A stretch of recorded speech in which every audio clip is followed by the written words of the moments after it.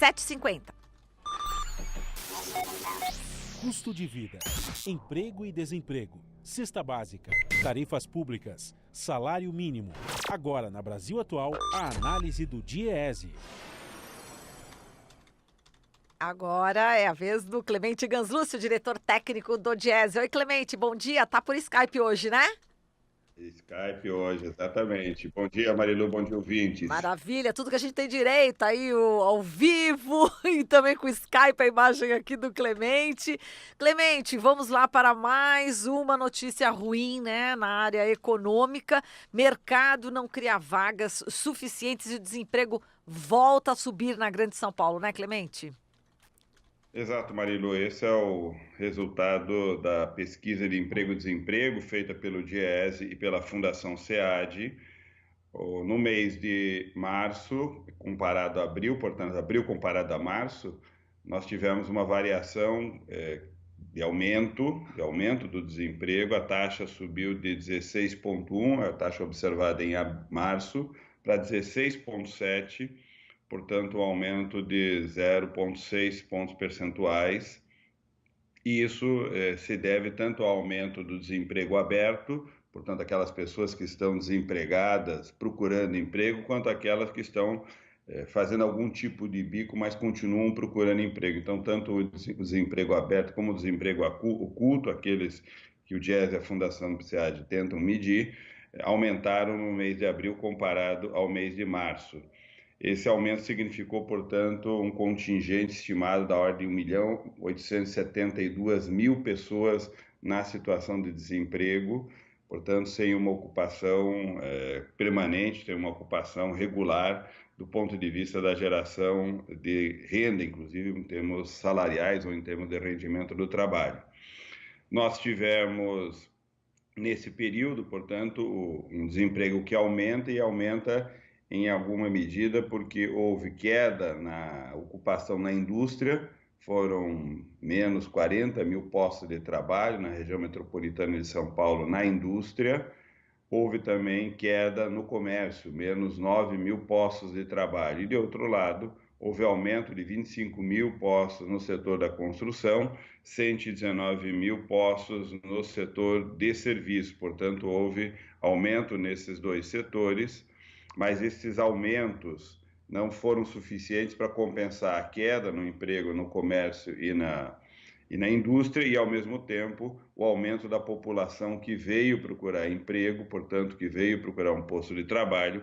Foram mais de 200.000 pessoas que se incorporaram ao mercado de trabalho no mês de abril. Portanto, o mercado de trabalho aqui na região metropolitana não deu conta de oferecer postos de trabalho que compensassem o fechamento de postos de trabalho na indústria, no setor de comércio e a chegada de mais de 200.000 pessoas procurando empregos, pessoas que deixaram de procurar emprego no início do ano e vieram para o mercado de trabalho procurar um emprego. Jovens que chegam para o primeiro emprego ou pessoas que tinham desistido e que voltaram a procurar emprego. Nós tivemos uma taxa de desemprego diferenciada em termos de região metropolitana.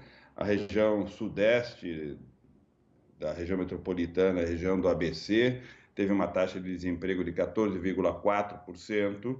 Já a região metropolitana, região sul, região leste, teve uma taxa de 19,9%, quase 20%. E o município de São Paulo, uma taxa de 16,4%.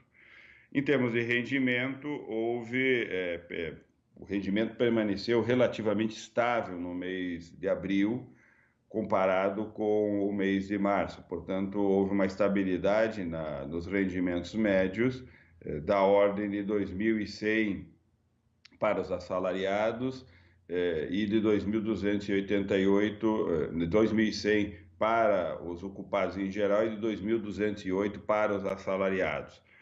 Esse é um resultado preocupante, apesar de que, se comparado ano contra ano, de abril de 2018 contra abril de 2019, há uma redução da taxa de desemprego. Em abril de 2018, a taxa estava em 17,5%.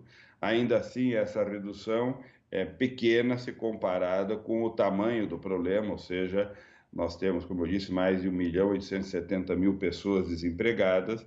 Nesse ano, nós diminuímos o contingente de desempregados em 70.000 pessoas.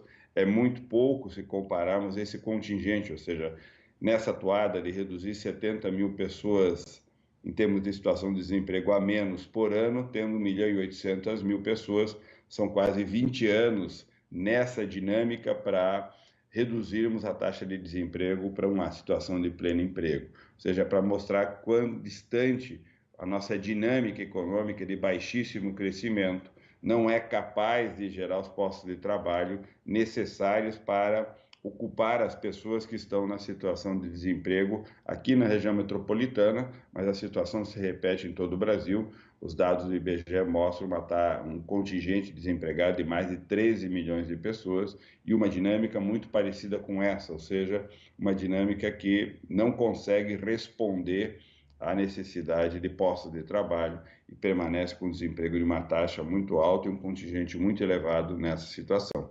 Marilu. E Clemente, não é a reforma da Previdência do governo Bolsonaro que vai resolver esse problema, né? Exatamente. A reforma, ela pode, em algum sentido, piorar o problema, porque ela vai retirar a renda da economia no longo prazo e, portanto, tira parte do dinamismo oferecido pela capacidade de consumo da sociedade. O desemprego gera queda na dinâmica econômica porque menos pessoas consomem.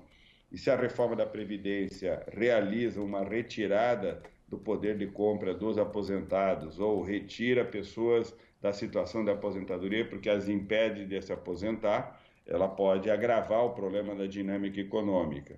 E, de outro lado, o que o governo espera é que, ao economizar R$1 trilhão, terá no orçamento recursos para fazer investimento, mas se isso acontecer, o terá feito com o arroxo dos benefícios dos mais pobres, com o arroxo da remuneração da aposentadoria dos mais pobres e não fazendo o que devia ser feito, que é tributar os mais ricos para que eles banquem o custo do financiamento das políticas sociais, coisas que em outros países se tem feito. Se tem feito mudanças tributárias visando justamente arrecadar de quem tem riqueza e renda para financiar as políticas sociais. Aqui no Brasil, nós faremos a reforma para arrochar o benefício do aposentado e, com isso, fazer a economia para o Estado.